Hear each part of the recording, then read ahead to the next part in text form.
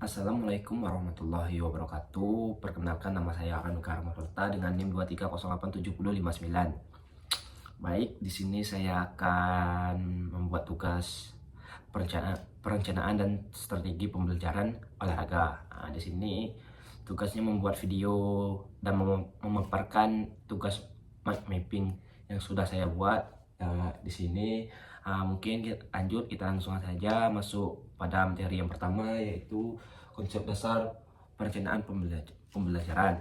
Di sini yang pertama, pendahuluan. Pembelajaran adalah proses interaksi antar guru dan siswa yang terstruktur. Perencanaan belajar penting agar proses pembelajaran efektif dan sesuai kurikulum. Guru harus memiliki kompetensi untuk menjelaskan pembelajaran sesuai perencanaan. Lanjut, definisi perencanaan pembelajaran. Perencanaan adalah proses sistematis menentukan tujuan, strategi, taktik, dan cara mencapai tujuan dalam waktu tertentu. Pembelajaran adalah proses interaksi antar guru dan siswa untuk mencapai tujuan kurikulum. Baik, selanjutnya pentingnya perencanaan pembelajaran. Baik, memperbaiki kualitas belajar, membantu merancang pembelajaran berdasarkan kebutuhan siswa, memudahkan pencapaian tujuan pembelajaran. Perencanaan membantu memperbaiki kualitas pembelajaran dengan merencanakan aktivitas belajar berdasarkan kebutuhan siswa dan prinsip pembelajaran yang efektif, sehingga proses lebih terarah dan hasilnya optimis. Selanjutnya, manfaat perencanaan pembelajaran. Manfaatnya sebagai pedoman pelaksanaan pembelajaran, mengatur tugas dan wewenang dalam pembelajaran, menghemat waktu dan tenaga. Perencanaan memberi pedoman dan mengatur tugas bagi guru dan siswa, membantu mengukur efektivitas kegiatan belajar serta menghemat waktu, tenaga, dan biaya pelaksanaan pembelajaran. Lanjut materi yang selanjutnya, fungsi perencanaan pembelajaran. Yang pertama, menjadi rancangan proses yang memuat langkah-langkah pembelajaran. Yang kedua, sebagai dasar perbaiki kualitas belajar. Yang ketiga, sebagai pedoman dan alat ukur keberhasilan. Yang selanjutnya, ruang lingkup. Ruang lingkup komponen utama, tujuan di mana landasan utama pembelajaran menjadi arah capaian kompetensi siswa. Selanjutnya, materi di mana isi atau bahan ajar yang sesuai dengan tujuan. Selanjutnya, metode atau strategi di mana cara menyampai materi agar mudah dipahami. Yang keempat, yang terakhir, penilaian di mana proses pengukuran ketercapaian tujuan belajar. Keempat komponen ini saling berkaitan. Jika satu komponen tidak dipersiapkan dengan baik, hasil belajar akan kurang optimal.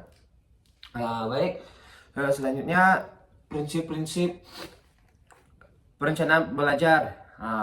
Yang pertama, konsep dasar. Menurut Majid 2006, sebagai teknologi memanfaatkan alat atau media belajar. Sebagai sistem melibatkan komponen yang saling terkait. Sebagai disiplin mengikuti kaidah ilmiah dapat pedagogik. Selanjutnya, sebagai sains. Sebagai sains didasarkan pada teori pendidikan dan penelitian. Penjelasannya, prinsip utama adalah perencanaan harus efektif, efisien, karakteristik siswa agar tujuan belajar tercapai. Selanjutnya, urgensi perencanaan belajar. Fungsi penting yang pertama, sebagai pedoman bagi guru dan dalam mengajar, dan kedua, sebagai panduan siswa dalam belajar. Yang ketiga, menjamin ketercapaian tujuan pembelajaran. Jadi perencanaan yang disusun sebelum proses pembelajaran membuat kegiatan belajar lebih terarah, sistematis, dan dapat dievaluasi. Tanpa perencanaan, pembelajaran cenderung tidak konsisten. Baik, untuk selanjutnya kesimpulan dapat kita ambil dari yang saya jelaskan tadi. Kesimpulannya, perencanaan belajar merupakan pedoman utama bagi guru maupun siswa. Tujuan akhirnya adalah meningkatkan kualitas pembelajaran dan menghasilkan perubahan perilaku positif pada siswa. Baik, kita masuk materi yang selanjutnya, yaitu pendidikan sebagai suatu sistem. Baik, kita masuk pada materi yang pertama adalah pendidikan sebagai suatu sistem. Pendidikan adalah satu kesatuan utuh dan terintegrasi di mana setiap komponen saling terhubung, berinteraksi, dan bergantung untuk mencapai tujuan bersama. Baik, lanjut untuk materi yang kedua, kita masuk komponen-komponen sistem pendidikan.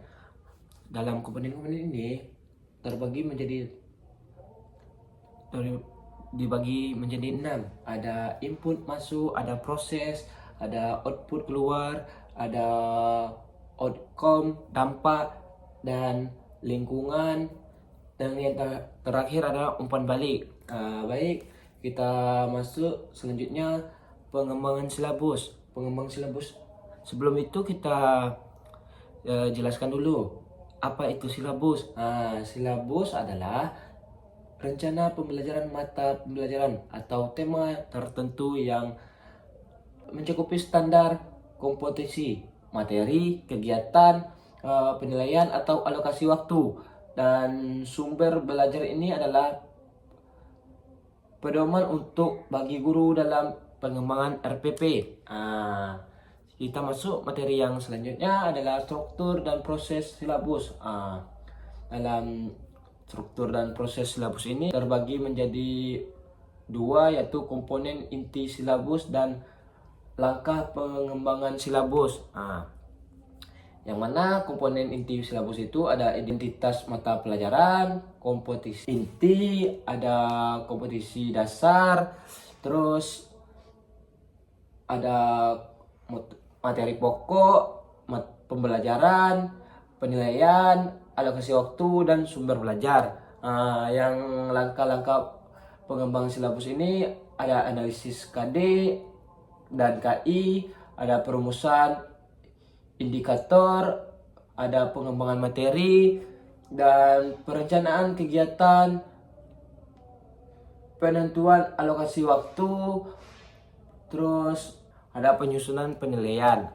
Baik, kita masuk materi yang selanjutnya, pengembangan rencana pembelajaran atau RPP. RPP adalah rencana kegiatan pembelajaran tatap muka yang diperkembangkan secara rinci dari silabus.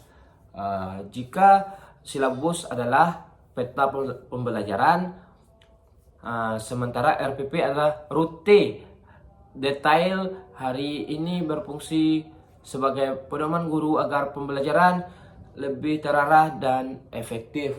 Baik, kita masuk langkah-langkah pengembangan RPP. Terbagi menjadi 7. Yang pertama, mengkaji silabus. Yang kedua, merumuskan indikator dan tujuan.